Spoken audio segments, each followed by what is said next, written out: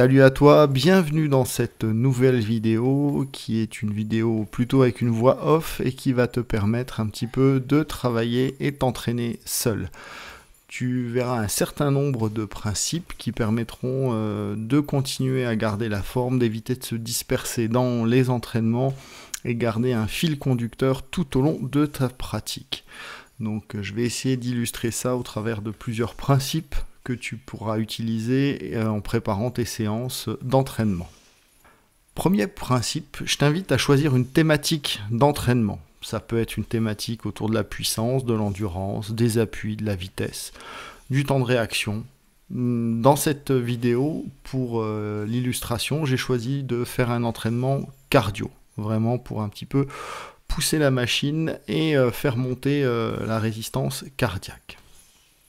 Deuxième principe, échauffe-toi, toujours.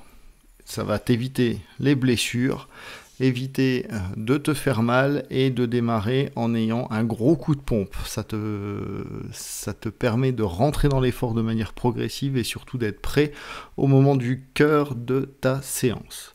Dans cette vidéo, je me suis échauffé au sac, donc tranquillement, de manière de plus en plus fort. J'ai travaillé sur 10 rounds de 1 minute en frappe libre, pied-point. Ensuite, je t'invite à gérer ton intensité de travail. Si c'est trop facile, tu vas t'ennuyer, tu vas pas progresser. Si c'est trop difficile, en revanche, tu risques la blessure ou le découragement, ou les deux éventuellement. Donc pour bien progresser, je t'invite à sortir de ta zone proximale de développement, c'est-à-dire de ta zone de confort. D'en sortir, mais sans aller trop loin. Je t'invite à choisir quelques exercices dans ta thématique, prends-en entre 3 et 6, on va dire, inutile de se disperser, d'en faire trop. Vaut mieux cibler les exercices, bien les maîtriser pour pouvoir un petit peu rentrer dans le détail. Pour prendre un exemple, ici, j'ai choisi 5 exercices, à savoir travail des appuis au cerceau, frappe avec des petits poids et montée descente sur un step. Ensuite, j'ai choisi de faire des séries de sauts pieds joints.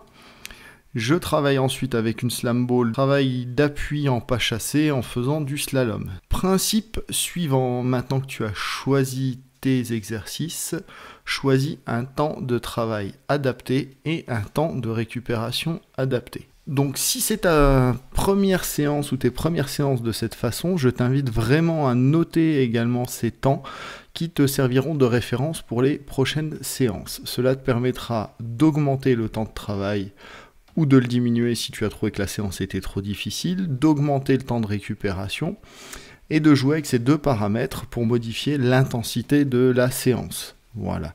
Donc pour exemple, durant cette séance, j'avais choisi de travailler 1 minute, d'avoir un temps de récupération de 30 secondes et de faire le parcours 3 fois de suite, ce qui faisait en tout 15 séries de 1 minute avec 30 secondes de récupération. Ensuite, je t'invite toujours à privilégier la qualité d'exécution du mouvement plutôt que la vitesse. Si tu sens que le mouvement est approximatif, ralentis son exécution.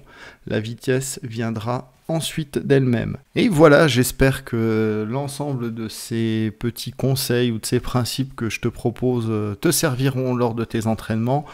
Pense à toujours t'entraîner, c'est pas parce qu'on est en confinement, qu'on ne peut plus aller en salle de sport qu'il faut lâcher l'affaire. N'abandonne pas, on reste vaillant même en cette période difficile. Je te remercie de m'avoir suivi et je te dis à très bientôt pour une prochaine vidéo. Ciao ciao!